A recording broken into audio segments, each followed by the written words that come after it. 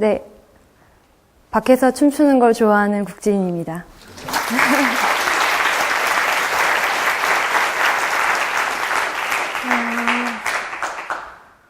건물 위로 하늘에 보트가 날아다니고요. 그리고 강물 위에 초대형 로봇가 서 있고, 그리고 아파트 창문마다 오페라가 상연이 되는 거 상상해 보시겠어요? 재밌으시죠? 네. 네, 근데 더 이상 상상이 아니죠. 네. 바로 거리 예술 이야기입니다. 프랑스 하면, 네. 예술이라는 단어가 이렇게 연관 검색어로 머리에 띠링띠링 이렇게 뜨시죠. 저는 프랑스에서 11명의 친구들하고 동고동락을 할 기회가 있었어요. 근데 그 친구들은 대부분 이제 여러분들처럼 학생이거나 아니면 알바생이거나 그리고 또 건축을 하는 친구들이 꽤 있었고요. 다양한 직종의 친구들이 있었어요. 그런데 그 친구들이 항상 틈만 나면은 음악을 연주를 하는 거예요, 집에서. 그래서 방에 있으면 도면을 그리는 건축하는 친구가 갑자기 머리 식힐 겸 악기를 연주한다거나 그런 소리를 매일같이 들을 수 있었어요. 할아버지 때부터 물려받은 바이올린, 제가 이름 모르는 기타 등등의 악기, 아프리카 악기까지 굉장한 다양한 악기들을 연주하면서 어떤 특별한 날이 되면은 저희 집 거실에 다 모여서 합주를 해요. 그 합주를 하는데 제가 그거를 그냥 제 나름대로 살롱 콘서트라고 부릅니다. 저는 그 살롱 콘서트가 제일 그리운 추억이 되었는데요.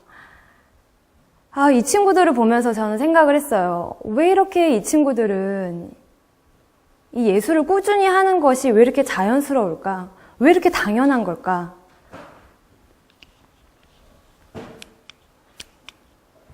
네. 이건 제가 가장 기억에 남는 선물 중에 하나입니다. 여기 머리 길게 풀어헤치고 누워있는 게 저예요. 네.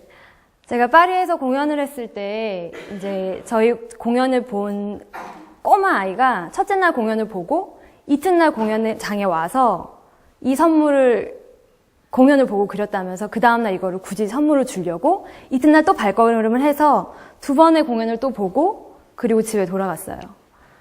그리고 또 한 친구는 공연이 끝나면 굉장히 좀 어둑어둑해지고 그날은 또 더구나 비까지 왔는데 저희 앞에서 저희가 췄던 그 자리에서 자기가 직접 춤을 막 춰 보이는 거예요.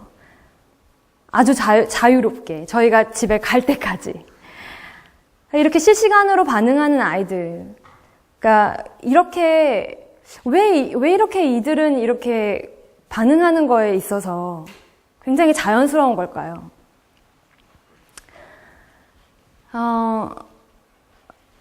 어렸을 때부터 만약에 이 친구들처럼 거리에 널려진 예술을 보고 예술을 접하고 저희가 자랐다면 어땠을까 하는 생각이 들었습니다.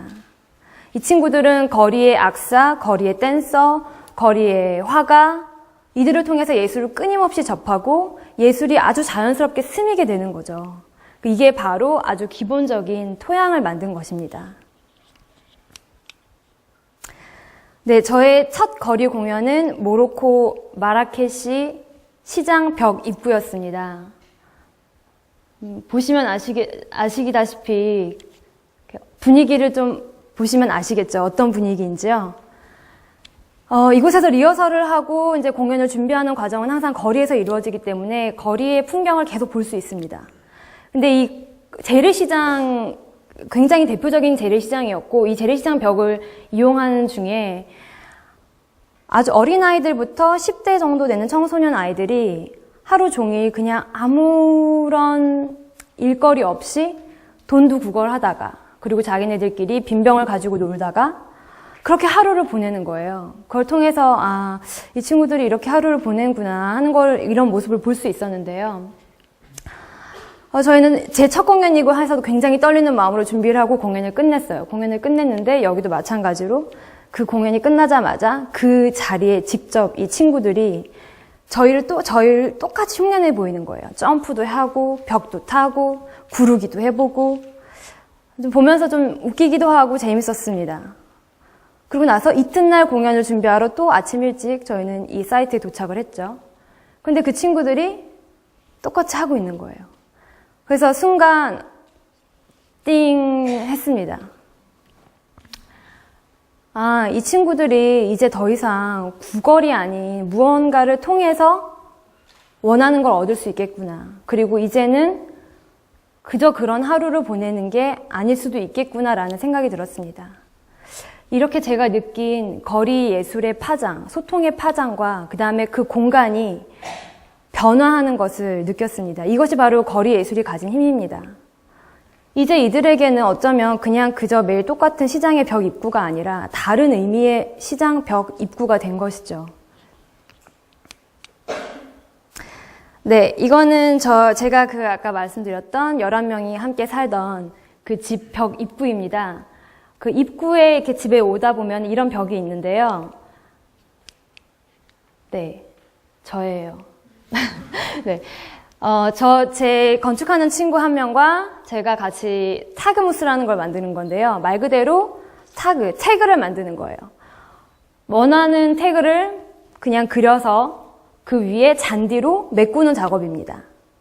네, 자연을 이용했다는 점도 굉장히 마음에 들고요. 어떤 거리를 흠집을 내거나 어떤 것들을 해야지 않은 한도 내에서 아주 예쁘게 지나다니는 사람도 기분 좋게 할 수 있는 어떤 작업이었어요. 근데 굉장히 간단해요. 그냥 풀을 써서 만들어서 잔디를 채취에다가 잔디를 갖다 붙이면 되는 거였어요. 매일 아침, 주말 아침마다 아코디언을 메고 이렇게 동네 한 바퀴를 연주하시면서 돌아다니는 할아버지, 혹은 잠깐의 신호대기 사이에 잠깐 나타나서 차 앞에서 마술쇼를 30초 동안 짠 하고 사라지는 마술사, 이런 작은 소소한 움직임들이 저는 그 공공예술의 선상에 있다고 생각합니다. 거대하지 않고 대단하지 않지만 어떤 작은 발상, 어떤 재밌는 작은 발상들이 그리고 나누고자 하는 마음이 이렇게 만드는 것이죠. 이렇게 특정적인 공간이 어떤 긍정적인 공간으로 변화하는 것. 이렇게 거리예술의 범위는 굉장히 다양하고 넓게 뻗어나갑니다. 네, 그래서 이렇게 얘기할 수 있을 것 같아요.